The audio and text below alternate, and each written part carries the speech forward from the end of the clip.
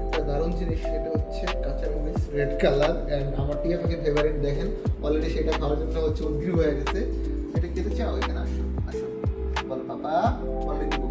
ওরে ওরে অ্যাট্রাকটিভ, সেটা এখন নিবে। দেখেন ও ও ও ও, নিয়ে চলে গেল। নিয়ে কিভাবে যায় দেখেন, জুবান ফাট, সে যাইতে পারতেছে না, আটকে গেছে। ওরে ওরে ওরে, এখন সে আহা, শীত পড়ে গেল মরিচটা। আচ্ছা তারা উঠাই দিচ্ছি, মরিচটা পড়ে গেছে, আবার উঠে দিতে হবে ওনাকে, তাহলে সে মাইন্ড করবে।